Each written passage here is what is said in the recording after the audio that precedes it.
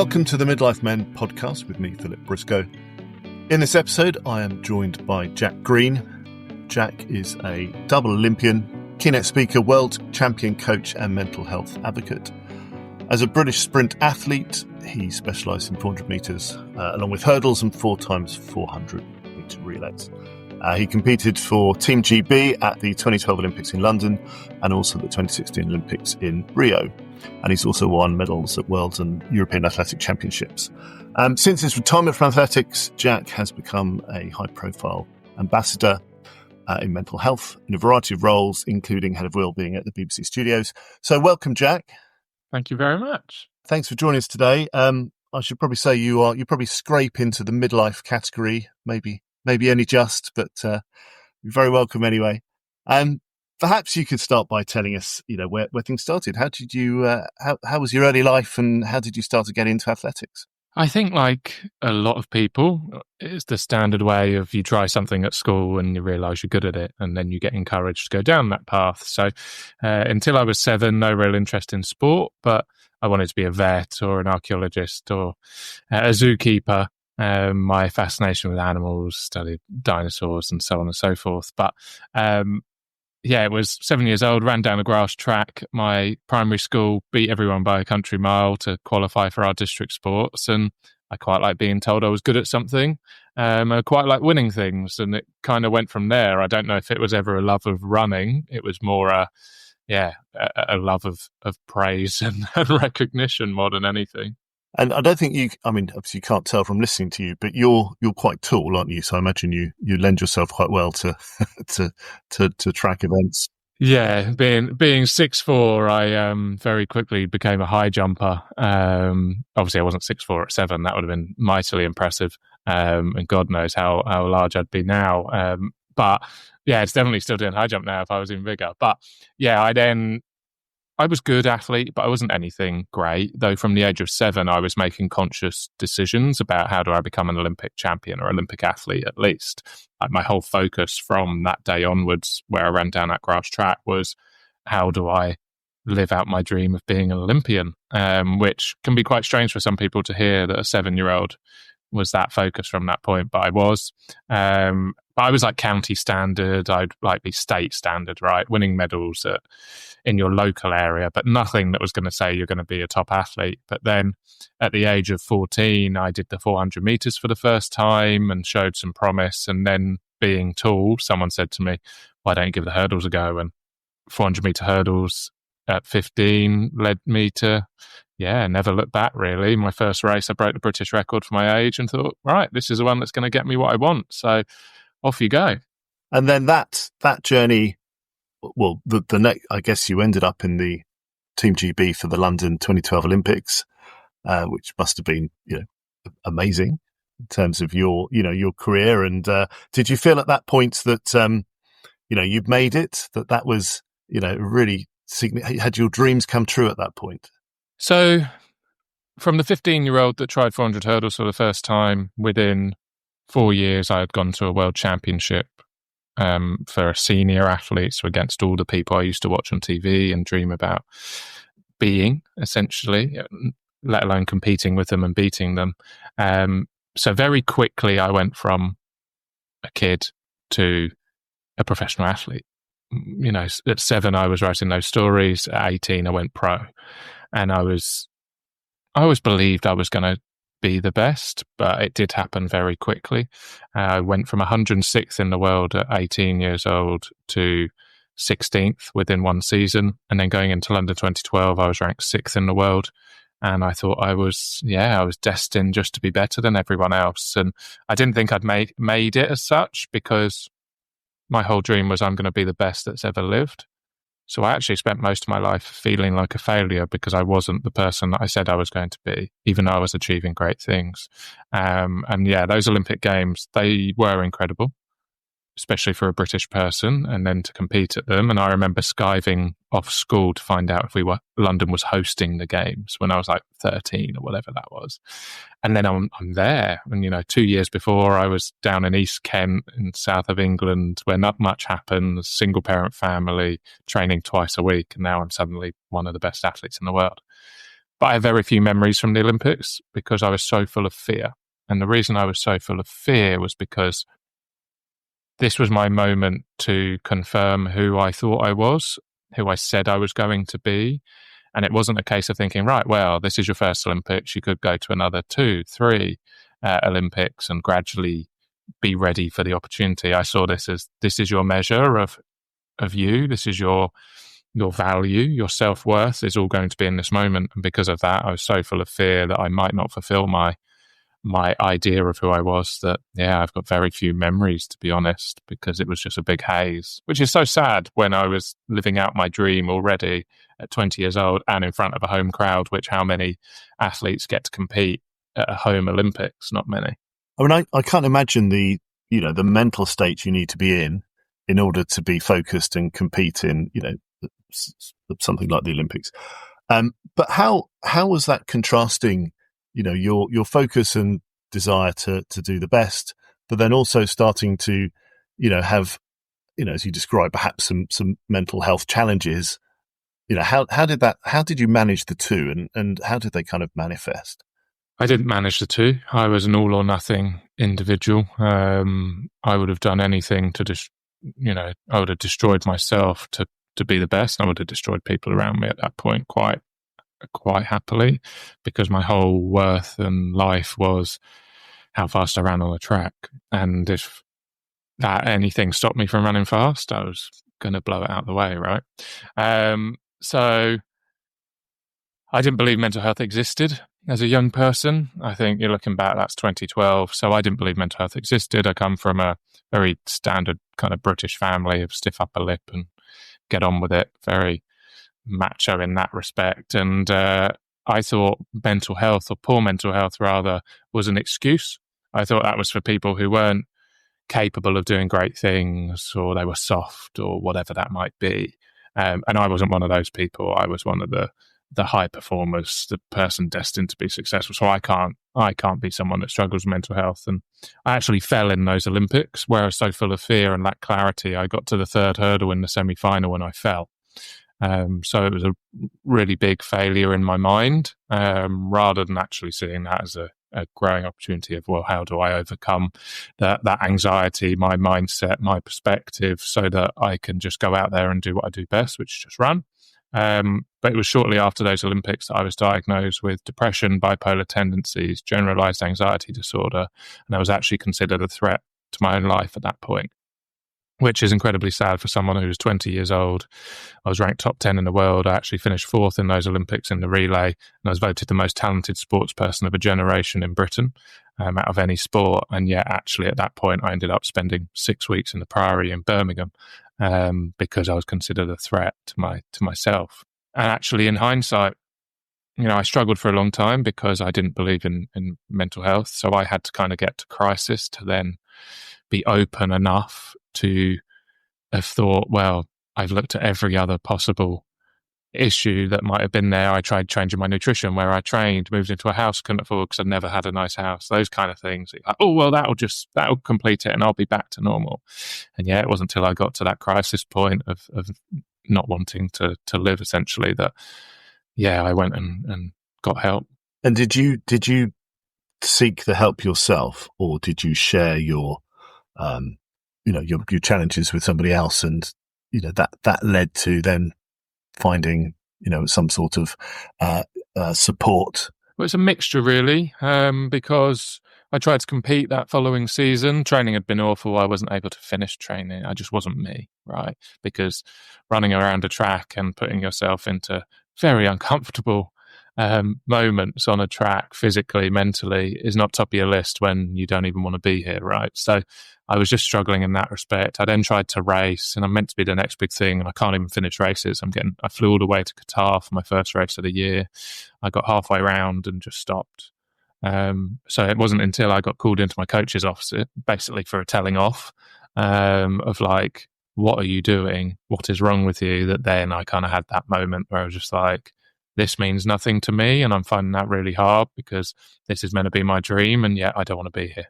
Then I went and saw our doctor at British Athletics, our head of medical, who diagnosed me and then put me through the referral system that we had available for funded athletes at that time. So it wasn't like actively going and seeking help, but that's because I was probably in quite a unique position where my performances kind of made that pretty obvious to everyone that there was a problem, right? Whereas most people won't have that public display to kind of force their hand. And did you start to understand or unpick why it happened? Was it down to the pressure you were putting on yourself, or, the mental state you were getting yourself into? Did you understand it in order to help with the recovery? Well, a lot of the work I did with a psychiatrist, who was incredible, he essentially saved my life, right, by having these conversations with me and working with me and going on to medication and so on. But it was a lot of, I can look back now and say as a kid, I definitely struggled. Perfectionist traits, a real fear of failure, anxiety constantly. But I didn't really see it like that. And I don't think other people did because I was successful. So I would even as a kid be going into a race and I'd be throwing up like 3 times beforehand as like a 12-year-old going and just running around a track because I was so nervous about potentially losing. But because I'd then go and win the race and run really fast, people would, it's almost like success and poor mindset, poor mental fitness, mental health. They can't go together. So because Jack's performing well, he must be okay. Rather than like, well, yeah, Jack's performing well, but we've got some real issues before that. And the result just regardless. So I definitely struggled a lot. And it was just how I kind of looked at the world and my perspective. And I think then when you look at the Olympics, it was such a big trigger moment. You put a young person with a lack of emotional intelligence, a lack of experience, a lack of failure at that point, with very little support. And that's not a dig at anyone at all. I just didn't have that support, mainly because I refused to accept support as well, because I saw that as a weakness. I was very much, I am the man and I'm on my own and I will handle everything. And then you go and underperform. Then you have to deal with that. I had 80,000 people in a stadium, millions watching at home. I then became known as the guy that fell at the Olympics. I questioned, my whole identity was kind of destroyed in that moment because I was meant to be this next big thing. And the thing is, had I gone and won those Olympics or medaled or whatever, something positive, all that would have happened is we would kick the can down the road of how I was thinking in that moment and the really unhealthy behaviors and mindset that I had. And all it would have happened is I would have had this questioning of my identity and my self-worth at some point, a year, 2 years, 5 years down the line, and we would have just gone through this anyway. So I'm almost a little bit grateful it happened early because I was able to start working on myself and start improving myself and still have to, right? This isn't I am by no means a finished article at all. I'm a human being and I have ups and downs. And that actually was my biggest learning for me, was that I was a human being and that it was okay to struggle. It was okay to feel the things that I felt.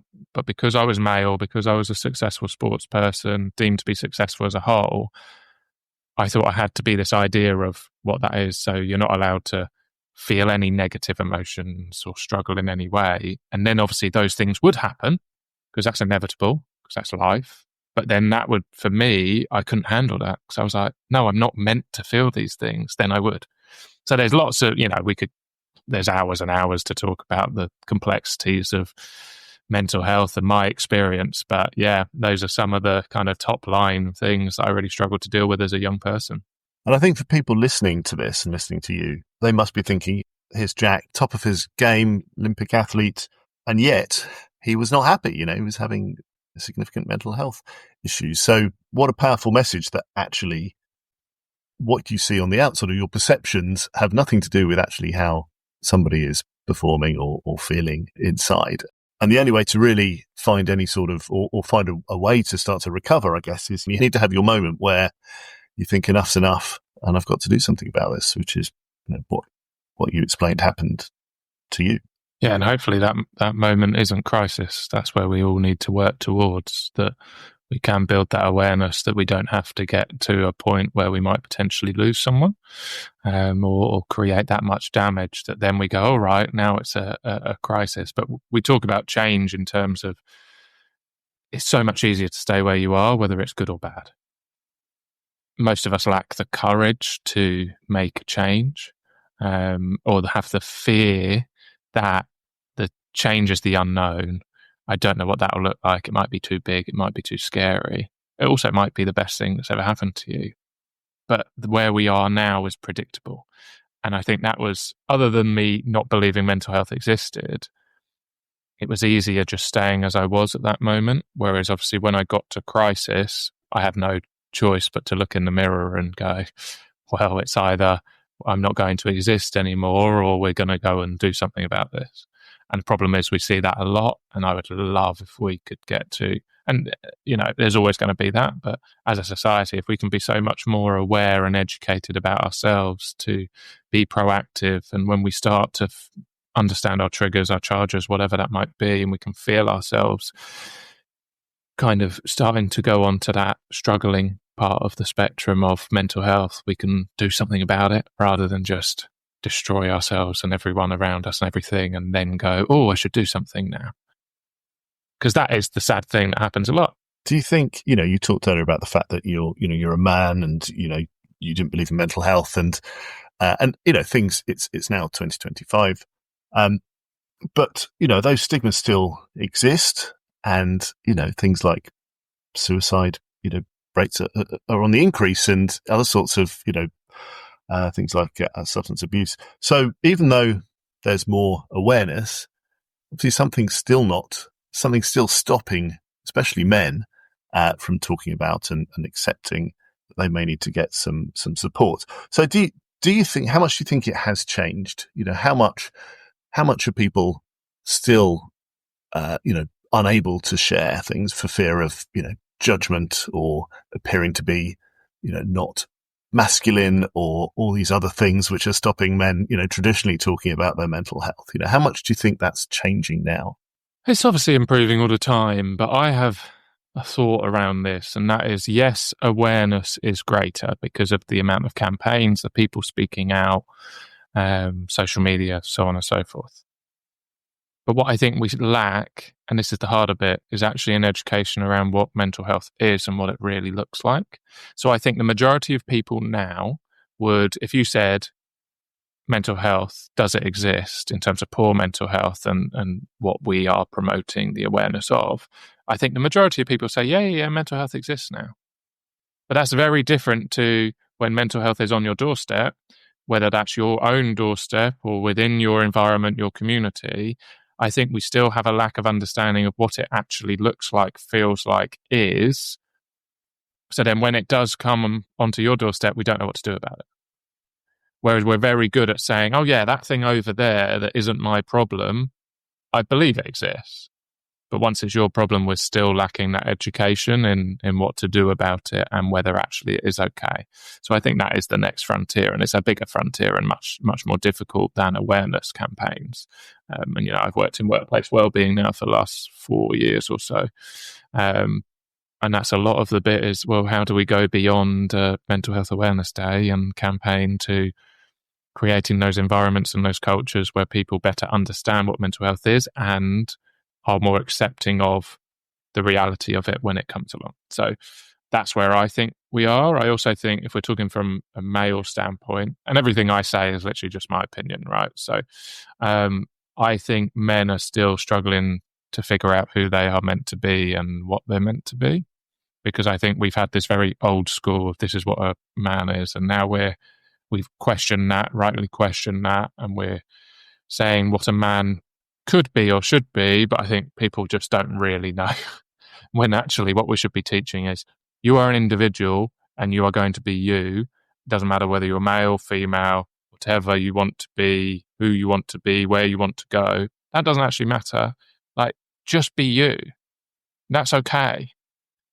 Whereas we're trying to put people in boxes, and I think particularly with men, I think we're kind of like stuck in the middle of who we're meant to be. So therefore we get even more uncertainty around how we should behave.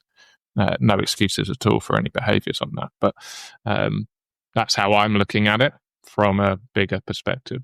Yes, I think there are those external factors at work here, and I think it is confusing, and we probably do need to and I think it's in flux, and we're in the middle of that process at the moment. You referred just a minute ago then to the work that you then moved into in terms of mental health as an ambassador and working, for example, at BBC Studios. Yeah, so I went public with my mental health diagnosis when I was 21, just because a lot of people were asking what's happening with Jack, and I was quite naive at the time to the stigma, and I just thought, well, I'm a very open, honest person. I'll just say I'm struggling with this. But that led to me doing a lot of mental health ambassador work, a lot of keynotes. I effectively funded my whole career by doing keynotes, which was a nice win-win because it allowed me to continue running and paying my bills, but also allowed me to help as many people as possible by sharing my story. Probably at the start, I probably shouldn't have been sharing my story because I don't think I was sharing it from a secure place. I think I was sharing it and working my problems out in public rather than telling people my story and how I might be able to help them, which is more obviously what I do now. And so I just ended up, because there were very few people talking about this publicly, I ended up kind of being one of the main spokespeople and kind of a bit of a face, particularly in sport, around mental health, especially because I was still competing as well, which there weren't any active athletes talking about these kind of things. And that just built a reputation. I retired early at 28 because I wasn't willing to destroy myself anymore for something that, for me, the risk and reward just didn't weigh up. So plan was to carry on coaching, because I was coaching Olympic athletes at the time. But yeah, I got an opportunity to be head of wellbeing at BBC because of all my ambassadorial advocacy work, because of my theories around well-being and performance, and how well-being is the foundation of high performance. That if you're thriving personally, guess what? You're more likely to thrive professionally, because we're a human being 24 hours a day, and you're an athlete or an employee for just a part of that. Yet we put so much focus on your smaller identity rather than the bigger picture. So I looked at well-being a bit different to what it was being looked at the time. At the time, it was kind of like, oh, let's put some free fruit out. And isn't it just nice to be nice to people? Yes, it is nice to be nice to people, but we do it for a reason. We do it for performance, in my opinion. So because of all these views I had, I was given the opportunity to work at the BBC. I started a week before lockdown in the UK, of COVID lockdown, and had a very big job to do very quickly, which was tough. Responsible for 30 offices globally and over 10,000 people, and how we not only proactively looked at how we support people in their well-being and create the best conditions for people to be themselves and perform to the best of their ability, but also had to be very reactive in how do we support people right now going through a global pandemic. Then after that, I went into the startup world, but workplace wellbeing. So providing platforms that had assessments, had content from amazing speakers and professionals around how to look after yourself, essentially, and how to thrive. So I did that for a couple of years, had first company I was with that acquired, and so we did really well. Second company's just raised their Series A funding. And yeah, I kind of just fell into it. But it's amazing really that what was an incredibly difficult time, and continues to be at times with my mental health, like everyone else, I manage myself, and I have good days and I have some bad days. But what's amazing is what was obviously a horrendous time back when I was 20 has ended up forging a little bit of a second career that has a lot of purpose and a lot of passion. So I'm really grateful for that, because I don't think I would have ever looked at that moment in that way at the time, right? Or shortly after. But now I can look back and say, what an amazing thing that difficult time, that adversity, that real struggle allowed me to find another part of myself and be able to contribute to other people a bit more. Do you think it's more recognised now in the athletics world, in the world of sport, that, mental health is something which perhaps needs to be addressed more? I mean, I imagine the answer is yes, but have you seen that yourself? When you look back at yourself, all those years ago, and you look at athletes that are coming through now, do you think there's more support for them, more understanding? I think there is, but that's because I think don't really have a choice, because I think it's becoming more and more public, and you're seeing so many more people speak out compared to when I spoke out, 12 years ago now, or 11 years ago. So there's been a lot of work that's gone along the way. I think we still have a long way to go. The problem with sport is you've got a lot of coaches and philosophies and methods that are kind of old school, of you just have to destroy yourself. It's all about sacrifice, destruction. It's all about all these negative kind of war military references, rather than understanding the bigger picture. And I think so we still have some very bad practice. We have some amazing practice, amazing coaches, but like anything, there's good pockets and there's bad pockets, and that's fine. I also think within Olympic sports, there's very little funding, so you are quite restricted in how you support people. And so sports like track and field, it's not a centralized sport. Everyone's all over the place. That's really hard to manage. So I don't envy the likes of British athletics that are having to deal with these issues and try and solve them, because not everyone's in the same place doing the same thing. So it's very hard to support that, and you don't have all the money in the world to go and do that. I do think we're going to have a huge problem within sport, and I think this is the same within the workplace, of we have newer generations coming into our workplaces, whether that's sports or whatever your job is, who are far more informed around their health and well-being. They're far more educated, and they have very different values and expectations around how they should be treated, what work looks like, and just what life looks like. And we're getting these people come through, and then typically we have coaches, managers who look at life a lot differently. And that's not to say it's right, wrong. Everyone's just different, and different experiences and different environments. But I think we're going to get a real clash of the new talent coming in who just want something completely different to what's currently available. And I think we're going to have a very messy middle time before we then settle to get some change. And there'll be great things from that change that need to be brought in. There'll be some things that are demanded or expected that aren't the right thing. But yeah, I do think we're going to have a very difficult time. I see it in workplaces already from the work I do, but I see it in sport as well, particularly in sports like in the UK, where we're so reliant upon volunteers. And typically those volunteers are retired people who haven't been in the sport for 20, 30 years because we financially cannot afford to go and coach. And now that they are, and you've got a load of kids who are just very different.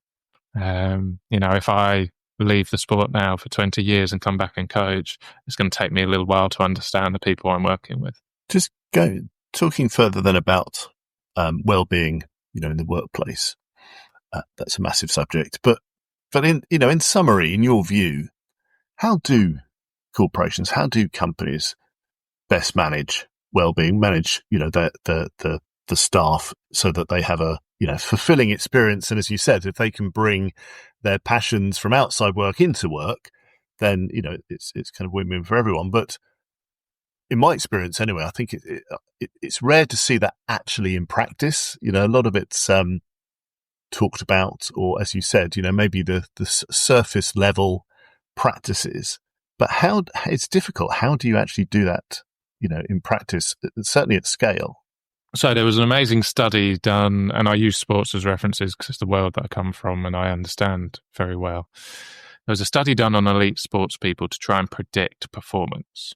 What are the things that need to be in place for us to guarantee great performance? And this is all elite sports people, so it's not like, well, one's better than the other. Everyone's good, right? The three things. The first one was the people that had meaning.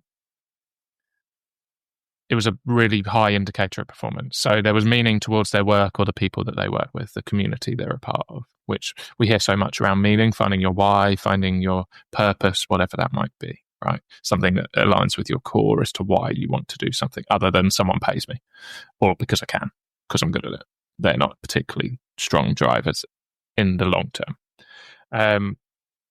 Other than meaning, you also had in there a sense of autonomy. So people being able to just be in control of their own lives and being trusted to go and do their job, right? Which I've seen so many times how that does not happen. You go and employ someone because you're like, wow, this person's great. And then you try and dictate to them how they do everything. And it's like, yeah, but you brought them in because they were great. So why don't you trust them to begin with? Like, just to go and do it. So autonomy was a really big part of that. And then there was belonging, which can be similar to meaning, depending on how you view your meaning. But belonging, feeling like you belong to that community. Those are three things. There's nothing there about revenue or skills or anything like that. That's the thing, because well-being is just about people. This is why it's also really difficult and why it changes so much, because every person's different. Everyone, yeah, that's hard. And also in a large organization like the likes of the BBC, we have so many people. But that's where a lot of the focus is then on our senior leadership team and on our managers or anyway, how do we create the best environments where people feel like the work is meaningful? They feel like they belong in our environment as well, that's a part of them. They belong here, but also we then give them the trust and control to go and do their job.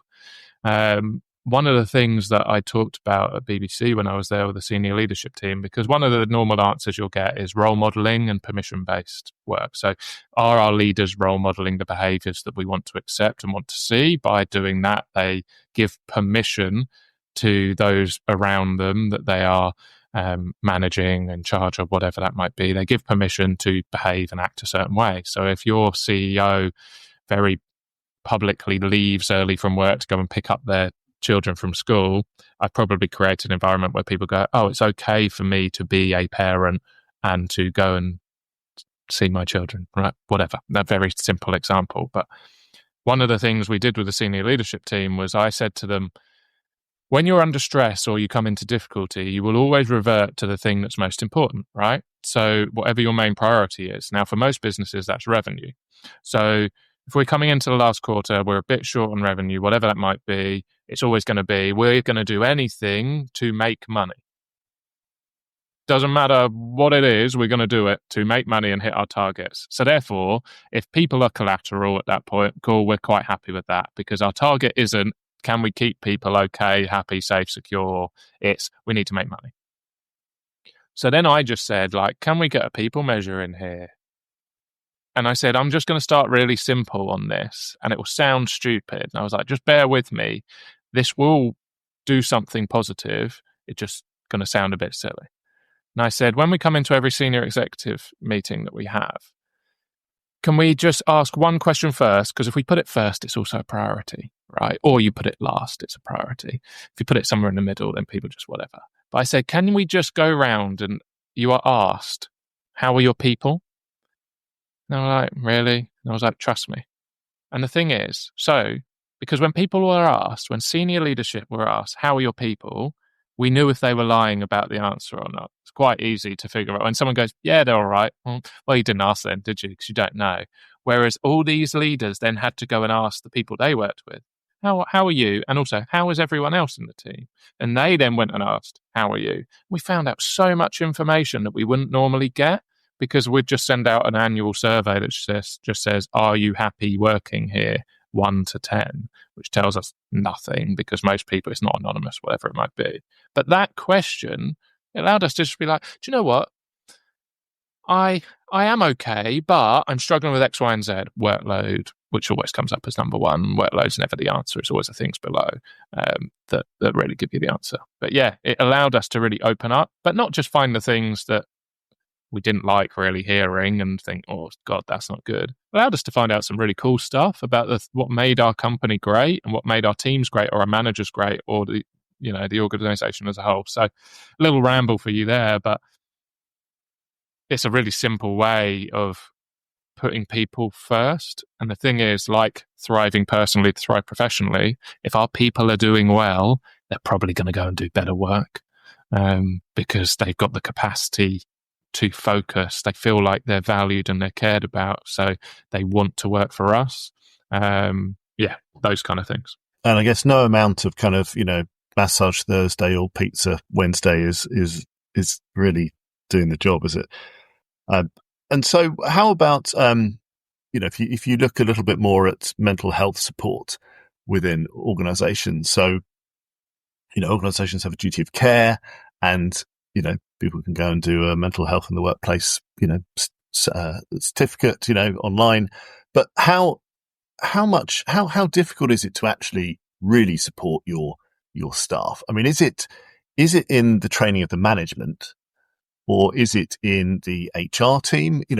How do you successfully support your people from a mental health perspective, especially when it's not just stimuli from the workplace. Often it's what's happening at home, which you don't know about. But my question would be like, why don't you have a relationship where you do know about that stuff?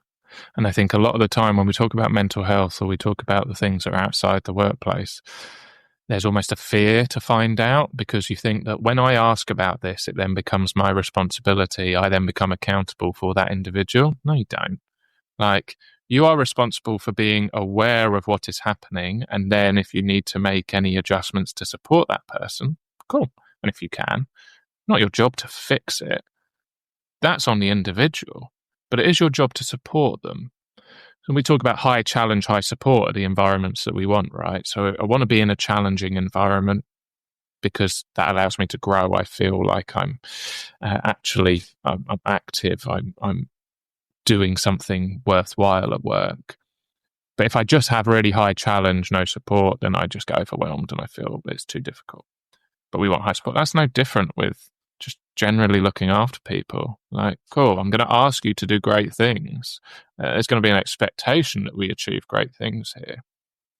And I'm going to do everything I can to make sure you are in a position that you can go and do that. That doesn't mean I'm going to go do your work for you.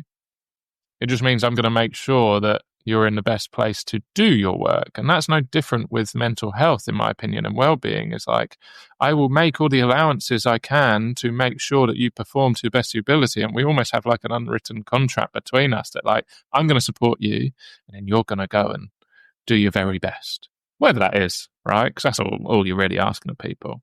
But I think we just get so scared of like, oh, if someone tells me they feel depressed, I then have to own it. You don't have to own it. You just have to be aware of how do you support it. So actually, we have these resources available. Is there anything I can do as an individual to support you within our workplace?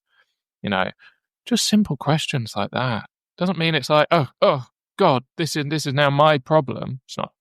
And I think that's where we need to move, especially with management. And I think, my experience working and consulting with multiple global companies now, big fear is management just don't feel they have the tools available to them to offer that support, or more likely they don't have an awareness of what's available to then offer it, and then they feel like they have to own it, so they're scared of it. Those are the things that come up for me. So a lot of this is just, I talk about horse to water with well-being, workplace well-being in terms of responsibility.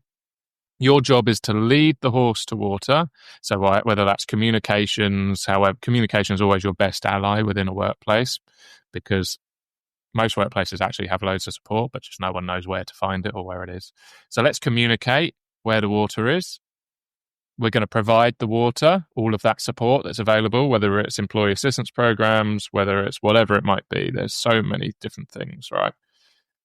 But it's not my job to make that horse drink. That's not my job. And I have to accept that that's not my responsibility. Yeah, a lot of it's signposting, isn't it? Knowing where to send people, not having to solve it. Yeah, unless if you're a qualified psychiatrist, then yeah, you step up and do your job, right? But if you're running the technical support team, you just need to know where to signpost to, and then just listen and be just caring and just be a human being about it. Like, I can't fix this problem. Not that you fix things, but I'm not medically qualified, whatever that might be, to support you with this, but I can support you as a colleague, as a friend, whatever it might be. There you go. There's your responsibility. There's your line. And if you do that, then I promise you that's going to be worth so much.